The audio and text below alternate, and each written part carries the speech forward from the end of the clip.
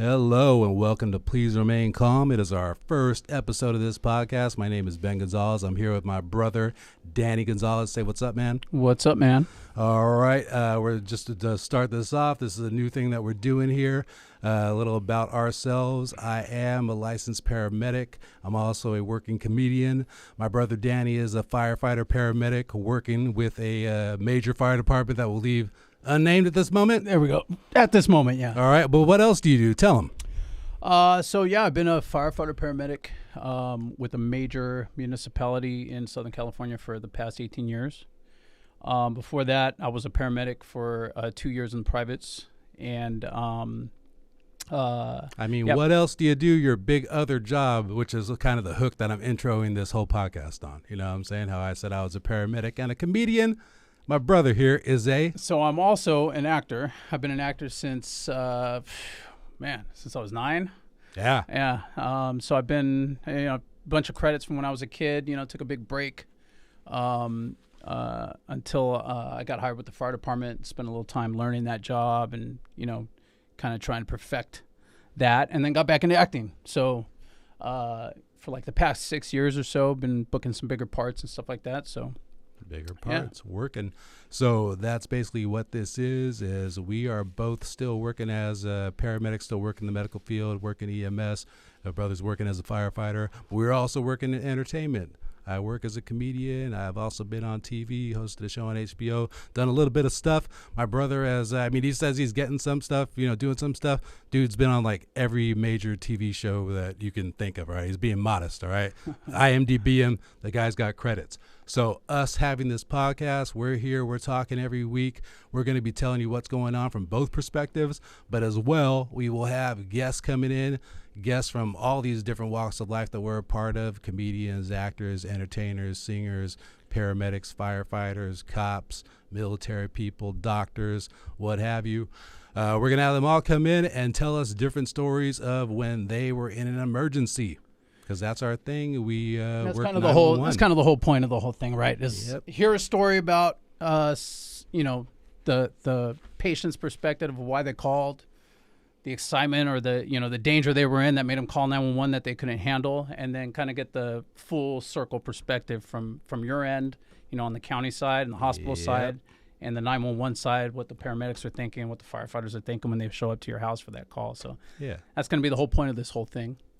Yeah, and we'll get into that now, like as far as what our jobs are and our backgrounds go. My brother was getting into it a little bit with his firefighter background, and if you want to elaborate more on it now, go for it, dude. Yeah, so like I said, I work for a major fire department, one of the biggest fire departments in the country. I've been a paramedic for 20 years, worked for this fire department for 18. And not only that, but worked in some of the busiest and grimiest and most dangerous parts of the city as well. Say that again, man. Name them, dude.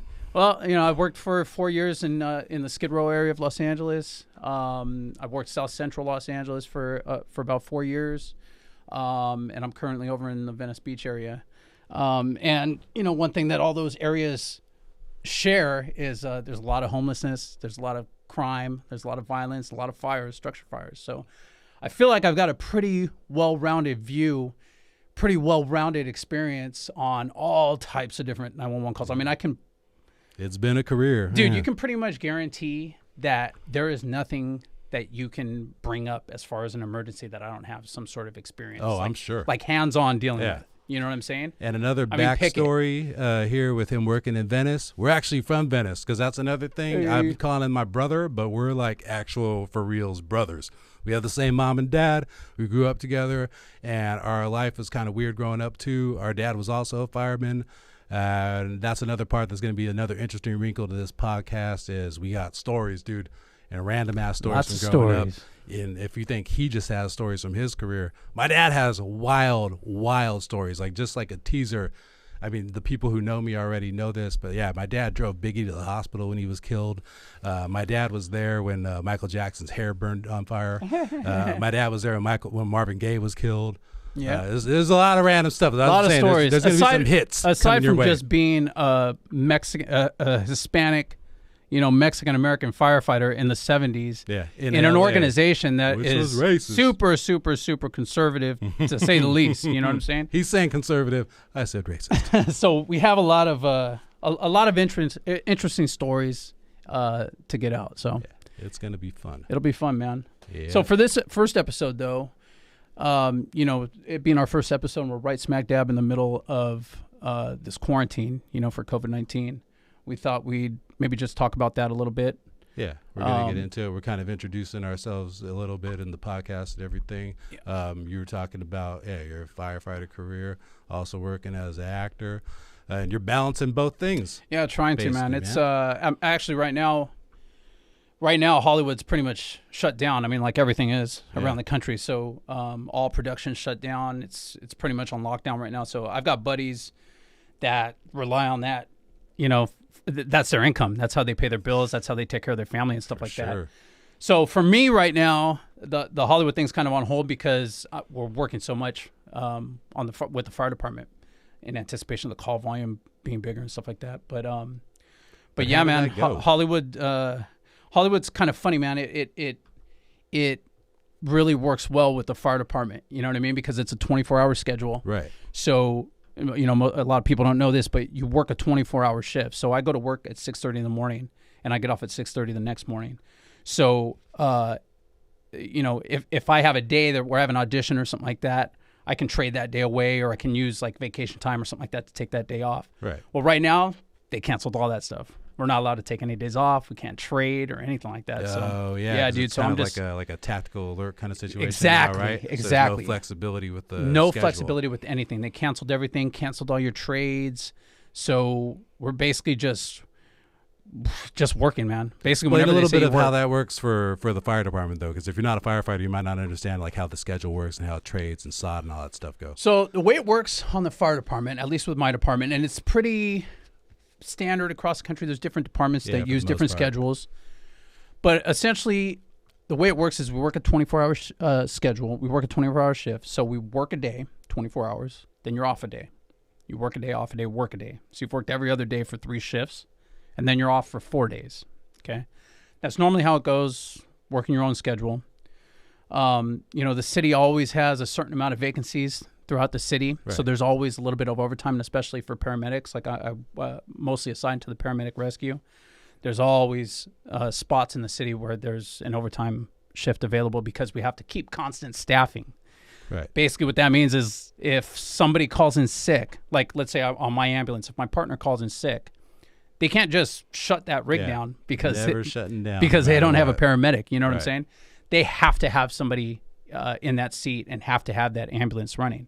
Taxpayers pay their money. They want protection in their district or their city. So because there's constant staffing, there's always overtime available because people get injured, people get sick, whatnot. Right. So normally you work overtime, but you're able to switch days around. And, if I get auditions or if I book a part or something like that, if I've got a week of work on a TV show or something like that, I can move shifts around, but we're pretty much on lockdown right now, dude. Yeah, nothing you can do. Yeah, and no acting jobs to work anyway. Yeah, so it doesn't matter. Yeah, exactly. How's it been with you and stand-up?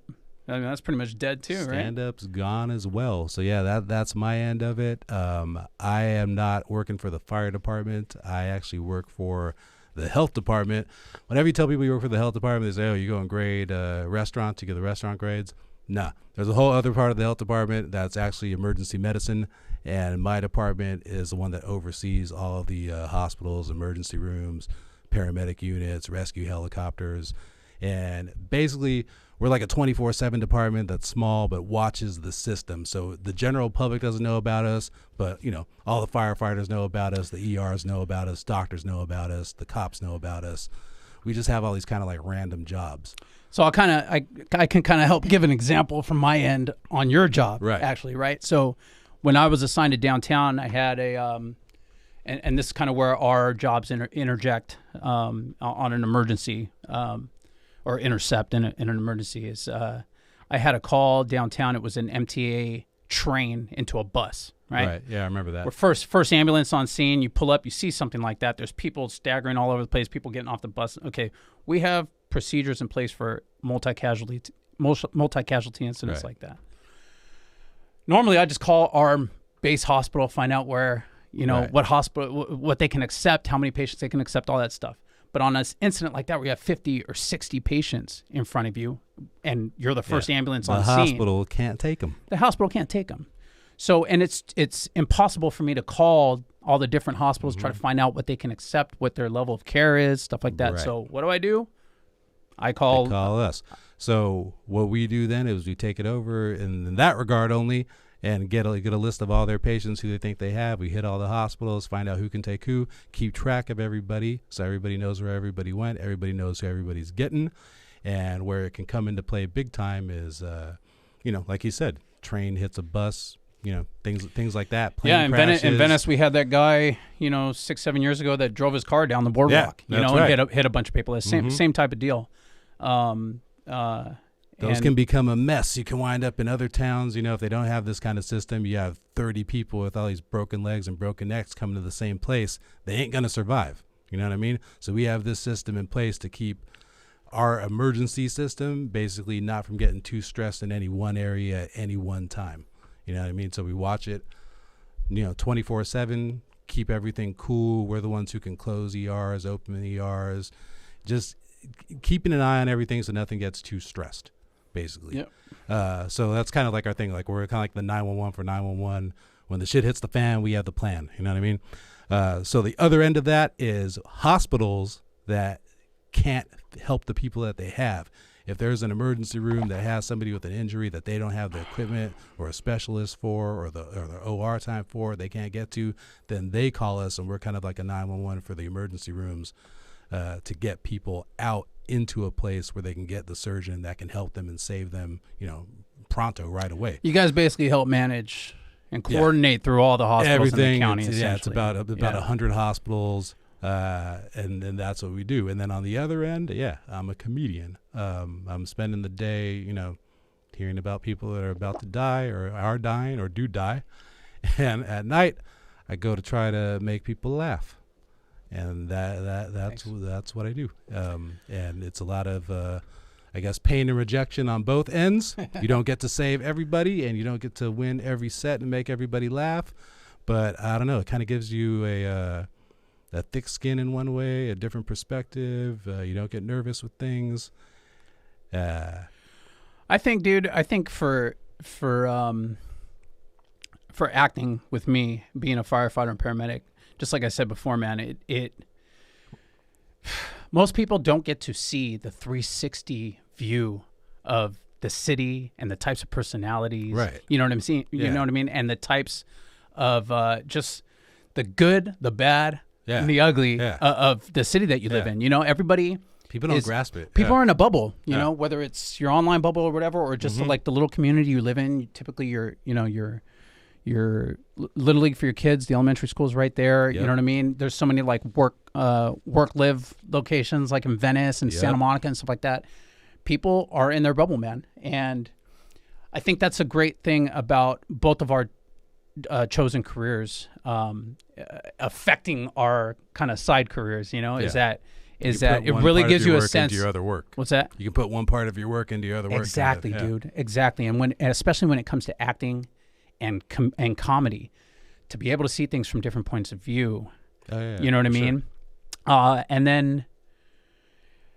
then just with my job in particular, like I'm glad that I've been in different parts of the city because it's helped me to be a lot more compassionate, you know what I mean, for different types of people. It's helped me to understand like addiction a lot better, to like work with all those people on Skid Row and stuff like that. And to see that it's the same in Venice. Yeah, man. Oh, dude, the two biggest homeless populations in the city are Skid Row and Venice, and I've worked the majority of my career in those two areas. So, yeah, man, being able to be around and be in this career and really see people in their worst possible situation. You know what I mean? Yeah. And witnessing emotion. You know what I mean? Like happiness, like I've delivered babies and you see that like natural emotion of a father and mother, maybe they were driving to the hospital. I've delivered a baby on the side of the freeway. I've delivered babies in living rooms. You know what I mean? Yep. To sudden deaths, you know, shootings, stabbings, something, you know, somebody hit by a car or something like that. So you see all these like crazy, deep human emotions too, you know what I mean, on a daily basis. Or there's the one I remember, doesn't even kick in for a lot of people, but when you know that the person died and their family doesn't know yet, yeah, dude, and you walk out and they're looking for him kind of to walk out with you, that one, dude, like you don't even see that on TV ever. Like it's that was crazy to me when that first hit me. Like I was like, oh shit, like they're waiting for this chair to not be empty, and this chair's empty as shit, you know? Yep, like, man. It's I'd say of all the things I do, fairly often, doing that is probably the hardest. Talking, you know, working, especially now, dude, with all this coronavirus stuff going on, right? What's the next thing we're getting into? We're changing you know, we have to change policies. When this thing hit, and the models were projecting what they were projecting, when we were seeing what was going on in New York. And stuff like that, dude. You know, I remember the meetings we had, man. And love them or hate them, man. Newsom and Garcetti, I think they handled this whole thing well as far as like getting the ball rolling with the stay-at-home orders and all that stuff. Yeah. And you know, all the way down to our department, like we started changing policies. You know, anticipating that we're going to have this huge influx of patients and that the hospitals were going to be busy and stuff like that. So you talk about talking to family, you know. So now, when we have a cardiac arrest, you know, normally used to be when we first got on, when I first got on the job, we get a cardiac arrest. Yeah. And if it was a situation where you thought you could do something right now and start working on them, get some meds on board, you did it right then and there. But the sooner you could get them on the gurney and get them going to the hospital, the better. You know what I mean? You know, paramedicine stuff has been trending away from that in the years that I've been on the job. And so now, normally, even before COVID, we work patients up, you know, on scene and see if they're going to be work them up on scene. If they're not going to be a viable patient, we call them there. We don't transport them to the hospital. You know, keeps the burden off the hospital and stuff like that. Yeah, the idea, to not have people dying in the hospital that were already dead at home. Now with the COVID thing, we are same exact policy. You know, we're treating people with cardiac arrest. We're working them up. The difference is before we can walk in, we're all getting fully suited up. Totally. Fully suited. We have to because we don't know what we're dealing with, you know. Even if we get a call and it comes out as a cardiac arrest and you know, it says on there, you know, cancer patient, whatever, you know, and there's nothing that indicates any type of COVID problem or issue. Well, then you walk in with your guard down and they go, oh yeah, but you know what, he has been coughing for the past week. And then we all look at each other like shit, you know. So we all have to suit up. So that's delaying things just a bit, you know. Then we get in, we work this patient up, you know. Let's say we get, you know, a heartbeat back. Well, now we're waiting for about 5 minutes after we get a heart rate back. We're monitoring them and waiting to see if they go back into cardiac arrest. You know, so that sucks, dude. You know what I mean? Like you still don't get to roll. You still don't get to roll, and you got to kind of try to, you got to try to kind of play it off like you're not just waiting there for 5 minutes. And you know, the family's there. It's not like we're doing anything that's a detriment to the patient, but we're still standing there. You know what I mean? Trying to. And that's the number one thing is like the family will think you're not doing anything. Yes, and they exactly. Get mad fast, dude. Real fast. I mean, I've been on incidents where paramedics and firefighters have been assaulted. Yeah. You know, because I'm working up a cardiac arrest and I pushed the medication.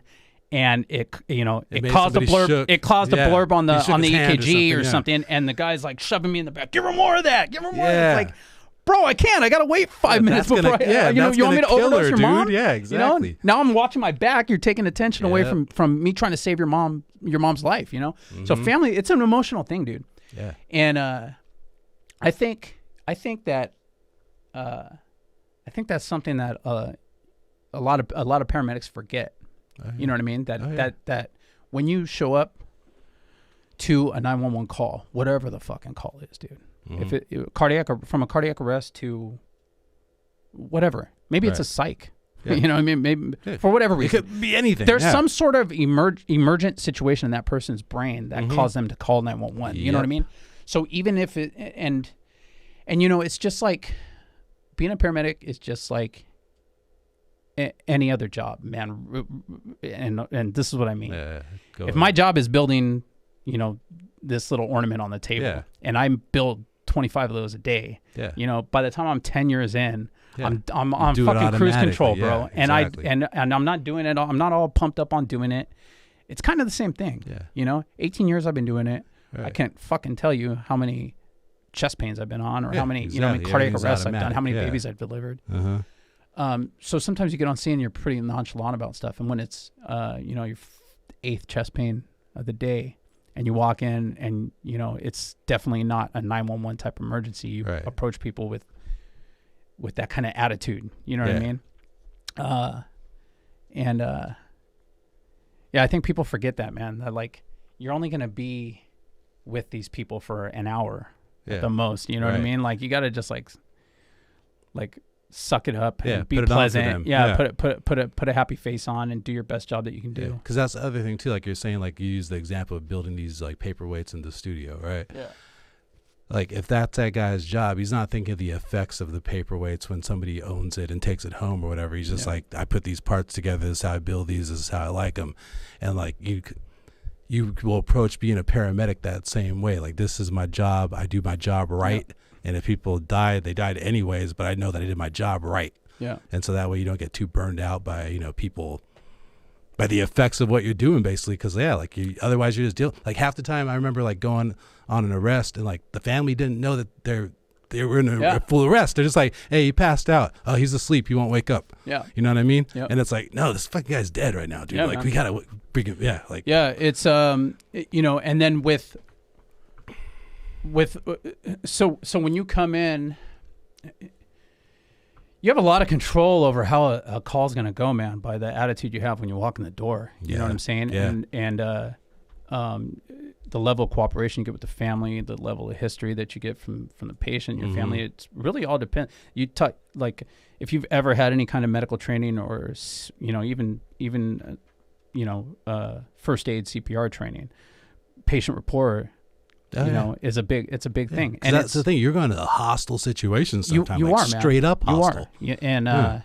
And I think with what's going on right now, the fact that I do that on a regular basis, like I pride myself on being pleasant with everybody, dude. Like I might be on my 15th, and not everybody does. I might be on my 15th run of the day and driving there, for the 3rd time to the same patient. Yeah. That we've already told doesn't need to go to the hospital a couple times or whatever. Right. And I might be cussing the whole way there. Yeah.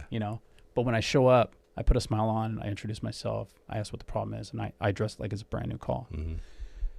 I think it's way more important to do that now because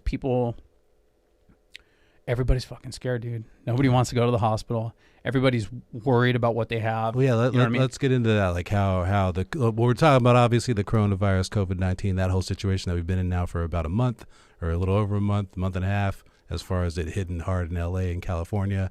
And we'll talk about our how that's been affecting your work now, your job day to day. And I'll talk about it at my end a little after that. Yeah, man. Well, where I am in the city in Venice, it's a pretty busy station to begin with. We usually run about 12 runs a shift. Mm-hmm. And you figure a run takes about an hour or so from when you get there to transport to the hospital, get them in the bed, give a report, finish all your paperwork, and then go available again. So 12 runs in a shift is a decent amount of runs. It's a lot of work. Busy place. So all this broke out, and then, they started chatting about it, and then, things started happening in New York, and there was more chatter here. Mm-hmm. I think somebody died in Northern California, and then that's when kind of the ball started getting rolling, like, holy smokes, this is a pandemic. Right. And you could see what was happening in New York with how quickly it was spreading and stuff like that.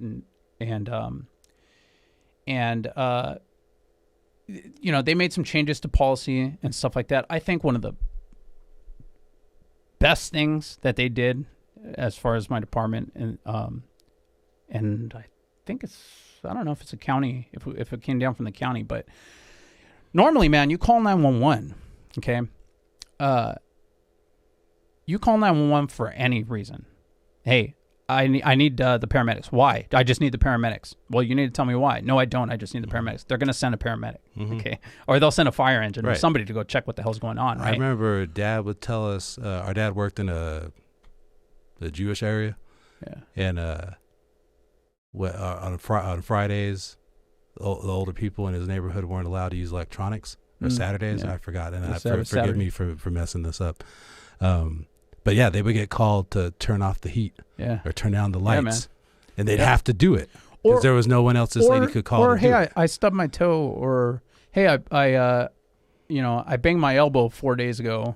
And, man, it really hurts. You know what I mean? Like, okay, you probably have something wrong with your elbow. Yeah. But you should go to a clinic or go see your doctor or drive yourself with your other good arm, you know, to the emergency room and go get it checked out. It's not something you need to call 911 for. Okay. Right.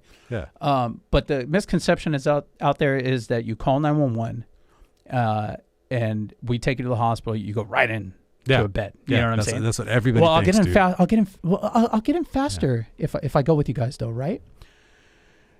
And so essentially what that did was it sent the department started sending on everything. Right. And when you get there, no matter, forget the fact that I'm a paramedic for 20 years.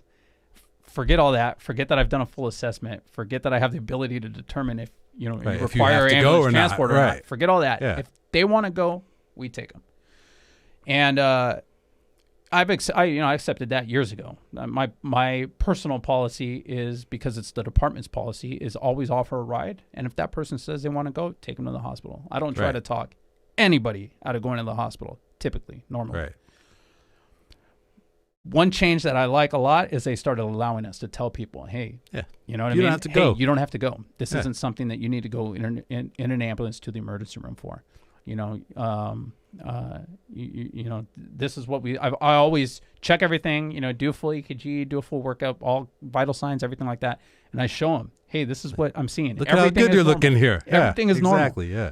This is something that you can make an appointment, go see your doctor for, or it'd be better off going to the clinic. Mm-hmm. And the reason for that is they were anticipating. The hospitals are seeing patients with COVID. Yeah. You know what I mean? Yeah. And it's and there. I'll go into that too. And it's, why would you? And I'll tell people that too. Yeah. I don't think you want. Yeah, you don't want to go to the emergency room right now. Mm-hmm. There are sick people there. And just this is like a polar opposite of how it's been up until now. Like he was saying, everybody would just go to the ER. If you felt like going, we took you. ERs were overcrowded, overrun, and that was part of why people wanted to go by ambulance, because they were so crowded. They think, I'm going to get seen faster. Meanwhile, they're sitting in that gurney in the hallway, stuck to a wall, and now my brother's got to stand there with him the whole time until they get released. Yep. Basically. So you take a paramedic ambulance, take paramedic ambulance that shouldn't be out of service. And they're out of service for 2-3 hours, depending on what hospital you're at. What they do now is they'll have, you guys have EMS captains. It's like a kind of like a chief of the paramedics in their area. They'll call us and tell us, hey, we have 5 ambulances. We've been waiting here for 3 hours. Can you please close this ER? Yeah. Yeah. And then we do it, basically. Yeah. So how does that work? Is the hospital themselves supposed to close, or do you guys keep the hospitals are supposed to close. They're supposed to close themselves. They're supposed to close. And they can do it without calling us. Yeah. Okay, well, here's the thing. I'll give background for all the people. All the hospitals in LA County, pretty much in the state, but especially in LA County, they're all connected by the same computer system, all the emergency rooms. But it's basically for the whole hospital. It's called a ReadyNet. It's like a network. Every emergency room has a computer. And we have it on the rescue. Yeah, and the ambulances have them all as well. Right. So basically it lists all the hospitals, and it's like their status. If their emergency room is open, if it becomes too crowded, if it starts to become crowded, they can go on alert to let everyone know it's getting crowded. If it becomes way too crowded, they can close. And they can also close to like whatever their services are. Because here's the other thing. All hospitals aren't really made the same. There's big hospitals, there's smaller hospitals, there's good hospitals, there's shit hospitals. It is what it is, dude. There's 100 hospitals. The healthcare system in America's fucked. Not everything is equal. There's good and bad. All right. Yep. And good places have a lot of services. Bad places have nothing, basically. You know what I mean? The better the place, the more they can do. Really, there's like a lot of clinics out there disguised as basically, you know what I mean? Or they have like 3 beds and they call it an ER, and that it is what it is, dude. If doctors want to go into business together and start a hospital, they can do it. You know what I mean? And if they can get a license and buy a place, they can make it and call it a hospital. And there's minimal standards on what that hospital really has to be and deliver to people. Okay. So basically, the ReadyNet keeps track of everybody's status of all these hospitals and what they can do and what they can treat and what they can't. So if a hospital has too many patients, they don't have any beds available. Yeah, you know what I mean? And they've got a certain number of patients waiting in the waiting room. They're supposed to close. And when we say close, we don't mean they shut the doors and hey, put a closed sign on the front door. They close to the paramedics. So on the ReadyNet, they'll show that they're closed. So whenever paramedics are looking on the ReadyNet to see which hospitals they can take somebody to, they're gonna say, wait, we can't go here. They're done right now. Right. There's also hospitals that have kind of agreements with the county or the city that they have a certain geographical area that they have to take all the people that are in that area. Those are called catchment hospitals, and those places can't close on their own. They actually have to call us or call my department to ask to close. So that was like our dilemma when I worked Skid Row. Yeah. You know, because Cal was a catchment hospital. Cal's a catchment. California Hospital is right there in the middle of downtown by Staples Good Center. Samaritan's catchment also. Right. You know, so all the hospitals right there in the immediate area were catchment. And all the catchment areas butted right up to Skid Row and stopped. You know, so all our Skid Row patients, you know, all the patients that had no insurance, you know what I mean, overdose and stuff like that, which was the majority of the patients downtown, we'd have to take to LA County. To LA County Hospital. Yep. So, so yeah, that's a big change, man, that I hope sticks around. Just allowing us to tell people that they don't need to go to the hospital when they don't need to go to the hospital. That's good. Because right now the way the policy is, or the way the policy was before we started doing this because of the COVID pandemic,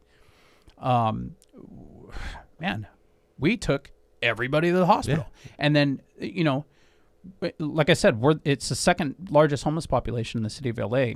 So they generate a decent amount of calls. Oh, yeah. And a lot of times the calls they generate, you know, they don't require transportation to the hospital. Right. But, you know, you get a nice bed to lay in, and you get a little meal. And so that's why we get multiples per day. And it drives like they're going to get the bill. It drives our calls up. You know what I mean? Yeah. It makes us not available for real emergencies. Yep. So I hope that sticks around. Other than that, they've, like I said, we started anything that we suspected could possibly be a COVID. So like any respiratory distress, cough, congestion, you know, sick with fever, stuff like that. Basically, we started sending one guy in or one firefighter in. Yeah.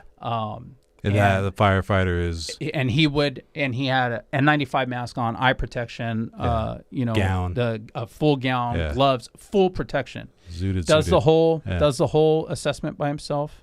You know, EKG, everything, all the vital signs, everything. And just let everyone know, normally it's 4 or 5 guys in there with him. Like the whole, everybody usually that you'll get a fire. in. Usually you'll get, when you call 911, you have some kind of medical emergency, you'll get a fire engine, which has 4 guys on it, captain, engineer, and 2 firefighters.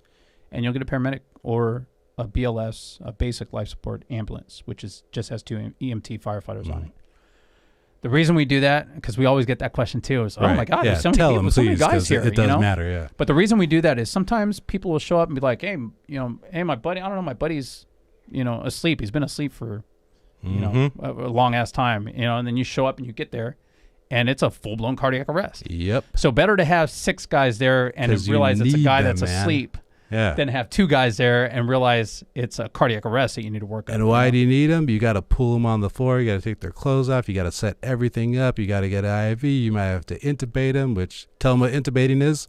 They stick a tube down your throat and breathe for you. Secure your airway. You can't do all that shit on your own.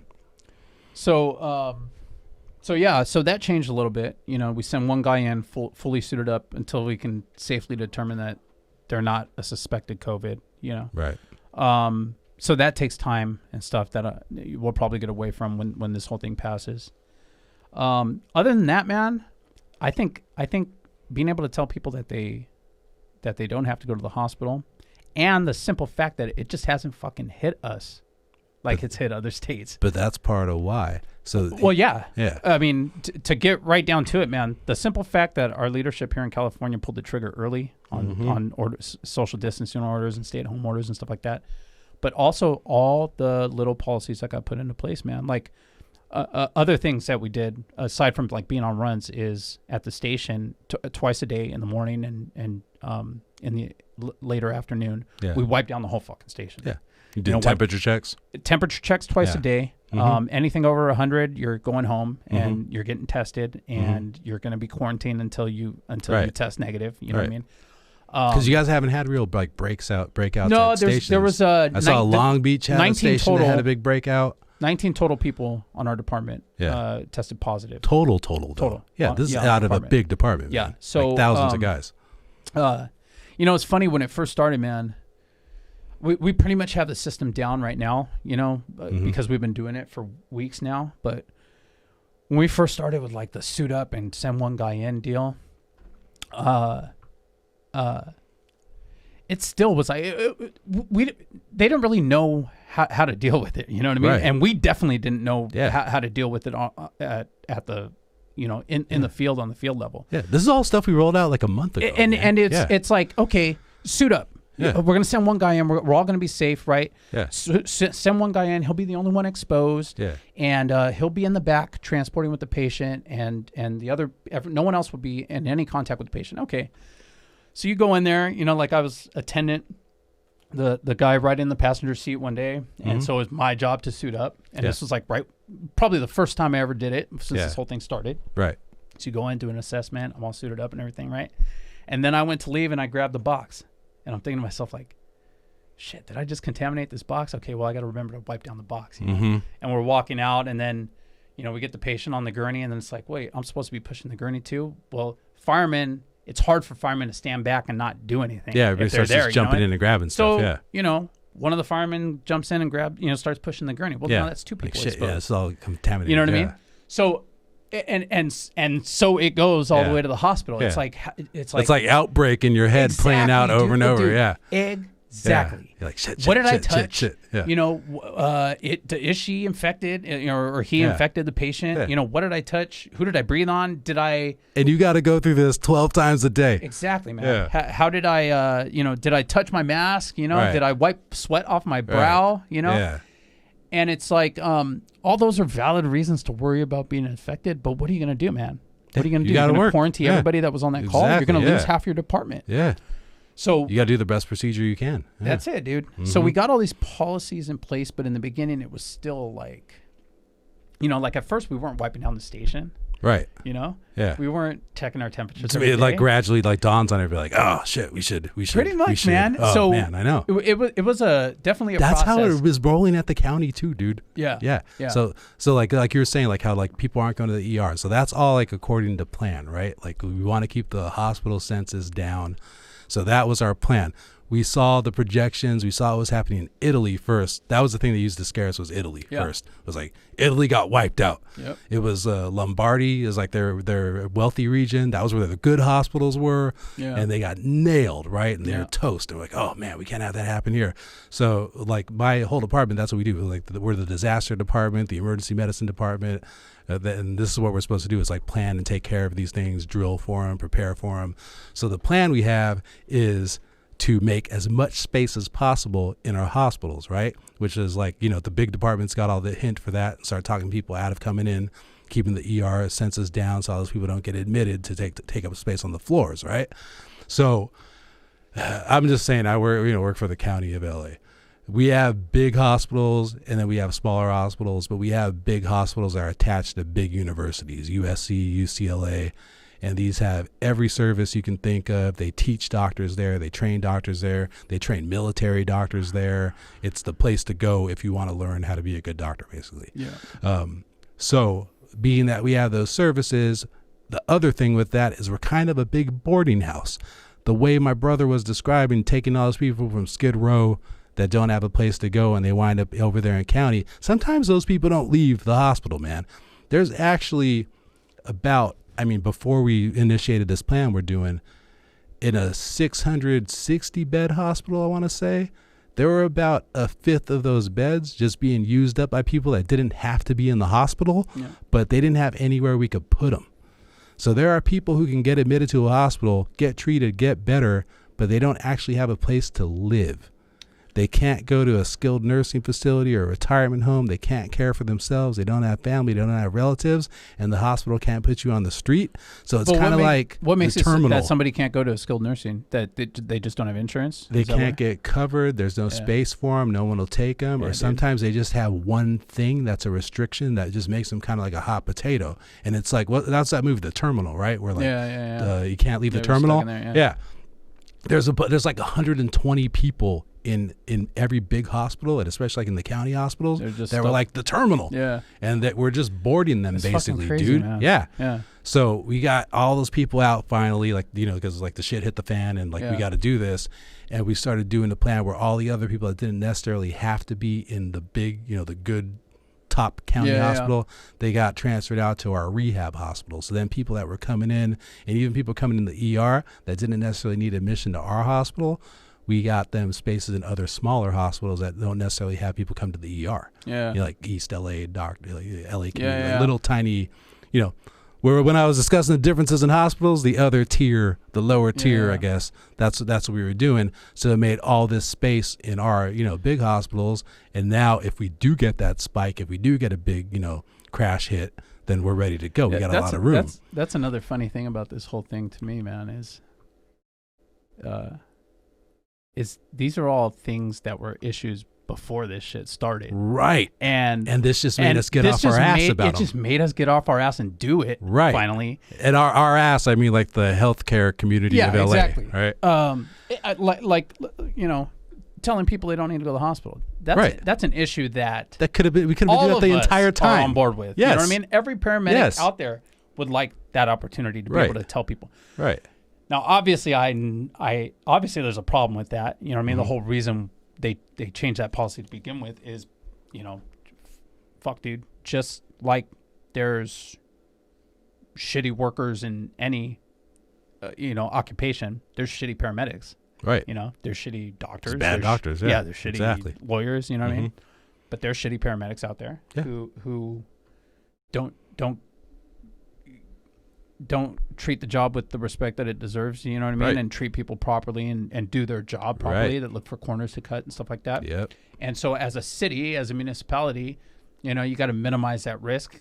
But I mean, you know, that should be a discipline issue at the firehouse, you know what I mean? Not a policy issue, right? You know, across the board on, you know, for the entire city of paramedics, because one or two or three guys might, you know, trigger a lawsuit that costs the city money, but that's essentially what it's all about. Oh, totally. So hopefully when this is all done, they'll see how, first of all, how much our call volume has dropped. You know, how much more available our units are. You know, how they look at things like how often a rig from this district crosses over into another district. Like they use those as metrics to try to reassign resources. Yeah. You know, I'm sure that's decreased a whole lot since this started, because but on the other end, though, they also kind of know that all the numbers from right now are kind of like bizarro time numbers, you know, because there's nobody out there. Right, exactly. There's no car accidents going on. There's no assaults happening. You know what I mean? That's the other thing with the whole point of the quarantine was like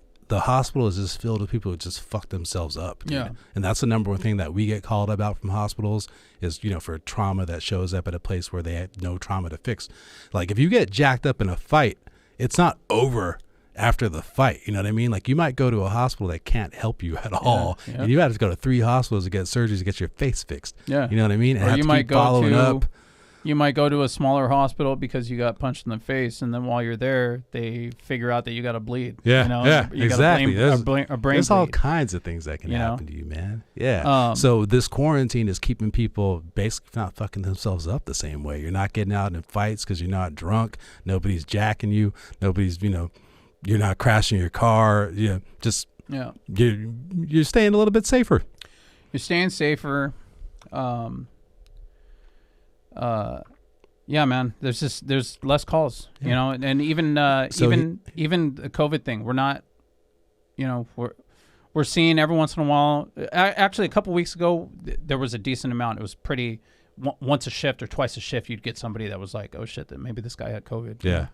But even that's gone down now. Even that's gone down now, dude. We're kind of doing regular runs now. Yeah. But our call volume is, dude, we're running I went from 12 a shift to 4 shift. Yeah, see, and this is what happened. Like, we have like more resources. We got ready for the New York and Italy thing to happen to us, and then we prepared for it, and now it's like a calm kind of.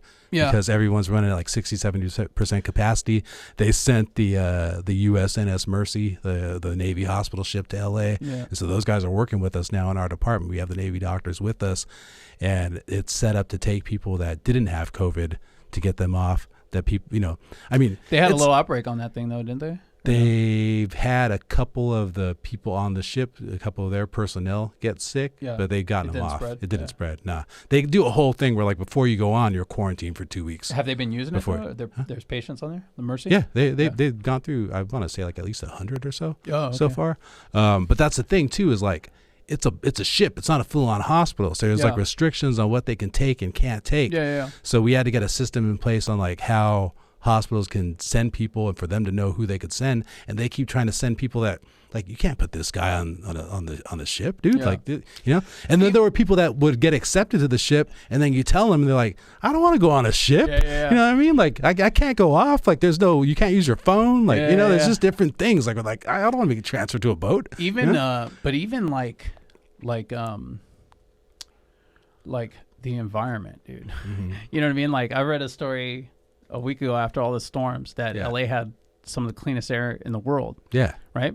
Because we're not fucking driving. I mean, it's a fucking commercial for changing to like solar energy. Like how they showed like the like Venice, Italy canals, like all clean or whatever. Like, it's all this shit that, not to get political or anything, but that progressives fight for. You know what I mean? Clean air, universal health care and stuff like that. This is like forcing our hand to do all that stuff. Yeah. And so it's kind of like, see? Yeah. You know and you can see people trying to resist the fuck out of it, like, no matter what. Like, please don't. Like, dude, like, you just want people to die now? Like, literally die? It's like wild, man. It's like we have the technology to have electric cars, you know what I mean? To have solar energy and stuff like that. This is what it would be like if we had all that shit and we didn't burn, what I mean, fossil fuels for all that stuff. Yeah. But so that, the call volume thing, it just, I worked yesterday and we're cruising down the boardwalk. We had a call on the boardwalk. Yeah. And we're cruising past one of the hotels on the boardwalk. Right. And the county's housing the homeless in there. Yeah. So shit like that. There's a few hotels and skids. Yeah, you know how many freaking like vacant hotels there are now? Yeah. Well, those are and the Fairplex trailers and stuff, too, right? dude. Yeah, the quarantine with the trailers. But aside from that, it's like, there's been proposals and plans in place to have initiatives like that for the homeless. Yeah. You know what I mean? Hey, we got all these vacant just motels, services. hotels. Like, you might as well do it, man. Otherwise, you got everybody out on the street. These people in those hotels. And now we're seeing that we could clearly do it anyway. Yeah. We can see we can clearly do it, and it's no problem. And it makes everything better. Yeah. If I got a house in Venice and I paid, $2.4 million for it on steps from the beach, right now I can't walk to the beach without dodging a full-blown homeless encampments. Yeah, exactly. All that stuff is cleaned up. They're inside now, So, I don't know, man. It'll be interesting to see how this all settles down once the fear of the virus kind of... Because I think the mortality rate is going down, too, because they're starting to find out, now that they're doing more testing, right? They're starting to find out that there's way more people. We've been doing great so far with that. I mean, like, knock on wood or whatever, but... As far as like deaths, man, like we're low, dude. But not only that, like, I think they're gonna find as they test more and they find out that more people have actually test positive for it that never had symptoms or maybe got sick, in January, February, didn't realize what they had, were really fucking sick, got past it and have antibodies now. Right. The mortality rate's gonna go down. The fear of it is gonna go down. Plus, we're starting to learn how to treat it properly. Yeah. You know what I mean?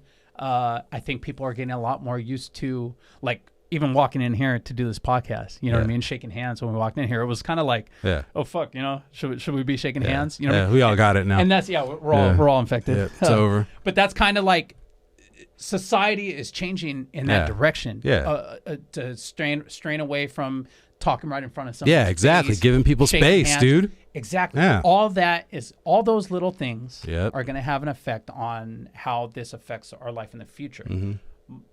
The thing that interests me is what are we going to hang on to that we decided during this whole pandemic was a good thing? Yeah. And that's the thing, like what you're saying, like some of the lessons here were like that the stuff we could have done, like obviously we could have done it. We're doing it now. Yeah. You know what I mean? We could have done this the whole time. Like we made space where like before our hospital system was so strained. That's all we heard about all the time. Yep. And that was like the brunt of my job. Man. That's not just rhetoric that's what I'm saying. jive. And trying to transfer people every day that like we're going to die, like literally. And I was like, dude, there's no way I could take this person. And I'd have to tell these hospitals like, I'm sorry, dude. Like I can't put them anywhere. I know they're going to die. There's nowhere to go. Dude, now we have space. Like as the other thing I was going to get into was like on top of the Mercy, we made a COVID patient hospital out of St. Vincent. St. Vincent's is a hospital next to downtown in Westlake that was closed, out of business, empty, and they popped it back up. And we did this also with another place in Orange County, Costa Mesa. It's like a COVID sniff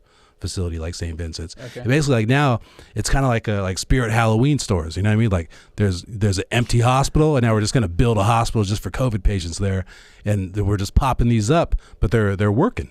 Yeah. You know? Yep. And so we're using that now, and that's a place that other hospitals like, you know, and we don't have to do any of the bullshit with their insurance or anything, just regardless of it. If you're COVID positive and this person in your hospital is strained, you can send them to this place now and we can take them. Yeah. But then like you're saying, like, and that separates them from the rest of the patients and all that stuff. You know what I mean? All that helps. Exactly. With and it's not a boat. It's in LA. Yeah. You know what I mean? It's not far from where most of them are coming from anyways, you know? Yeah. So that's worked. It's worked for the one in Orange County as well. We just started rolling that out, and because that's for patients that don't necessarily have to be like in a hospital. Yeah. We also were set up with the convention center. We were going to use the convention center as a full-on hospital. Yeah. And I remember we didn't have to get to that because we still didn't even fill up St. Vincent's. But I remember, like somebody like I don't know if you know Chief Zabilski. No, I don't. Yeah, so the EMS chiefs were calling us saying they were already thought they were going to have guys working in the MAC with us and on scene at the convention center like 2 weeks ago. Yeah. You know what I mean? Like they were ready to roll. Well, apparently the FEMA response left something to be desired. Yeah. But the thing is, the point is that we didn't really have to go to that. Like we didn't need it anyways because the rest of our plan has worked well enough to where we have the numbers that we have, man. So as long as the testing gets ramped up and we have tracking, like we're going to be able to open up safely. And it's to be a good example. Listening to the epidemiologists. Yes. You know what I mean? It's just listening to their recommendations. And, hopefully these other states that are opening up early, like I heard or saw this morning that Georgia's opening up. And they opened yesterday, I think, dude. Opening. Yeah. So we'll see, man. What's that? Bowling in the time of coronavirus. It's essential. Like, dude, we got a bowl. Yeah, man. So, of everything going on with this, I hope that's what comes out of this is just like a realization that all this stuff that we could be doing to make all of our lives easier and better. You know what I mean? It's simple. It's possible. We just gotta fucking do it. People are just scared of change. You know? Yeah. And it's kind of like, I don't want to say it's cool, but when you work in a department where you're always kind of drilling and preparing for things like this, and then when something hits and you see it all go into action and it worked, and they're like, whoa, we weren't just like fucking around this whole time. And there are people who were like, I would think, and I'm not going to say who they are or anything, but I would see him around and be like, this guy never does shit. You know what I mean? Like, what is his job?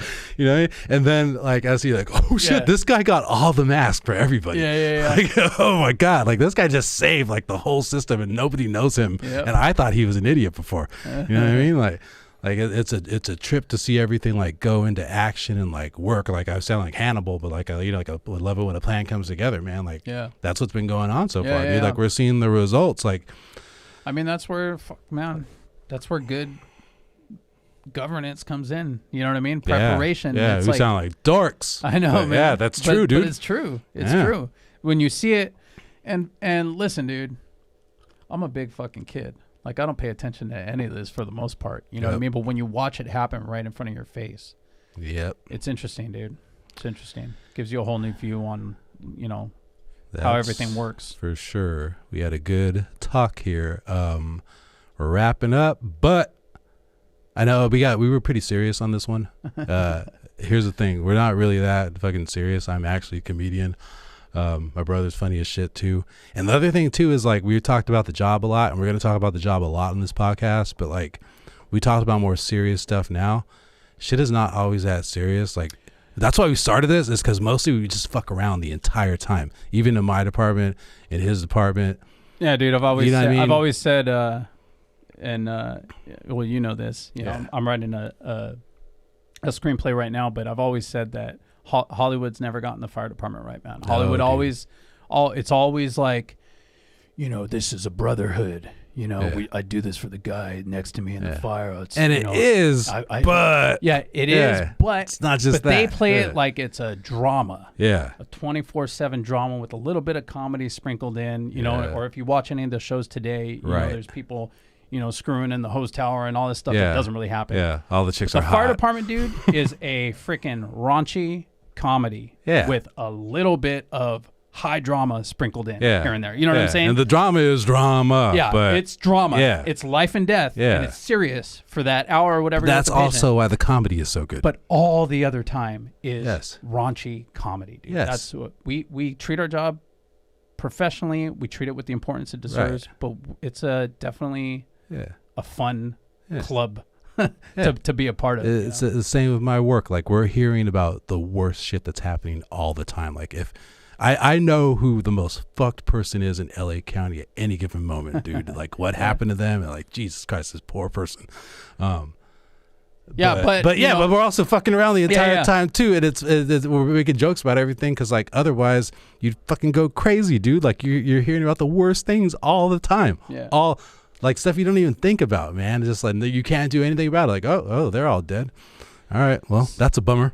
You know, like that's it. Got to go home now. I got a show or something. Like that's it, dude. You just like move on from it. You know what I mean? And there's stuff like I'll never forget. And I wasn't even there, and I didn't see the people, but I got the call for it, and I'm like, this is just terrible. Yeah, man. This is just fucking like I don't even want to say some of the stuff on the pod because it's gonna be like, why did he tell me that? Now I'm gonna think about these people now. And that's kind of like I think that's kind of like gonna be the point of this podcast is talking to people, talking to interesting, funny people that can get their story out, and then giving a little insight as to why the fire department or why we did what we did on scene. Yep. And then I guarantee you, man, anybody that has a story in here, I promise you, I have a story I can tell you that relates to that or can add on to that. So this is going to be a fun podcast to listen to. This was stretching our legs and getting a feel for the space. Yeah, thank you guys for listening. Stay with us. Okay, we're gonna have guests on here and just get into more of like day-to-day and call stuff. So yes, sir. You guys, thank you very much. Tell them where they can follow you, sir. You can follow me at DannyGonzo34 on Instagram. I'm also on Twitter at DannyGonzo34. And that's it. I've never even opened Facebook. So. And you can IMDb him as well. What's your whole? Give me your stage name. Yeah, so my stage name is Daniel Steven Gonzalez. Right. You can look me up on IMDb, or you can go to my Instagram page, and I got a link on there. So.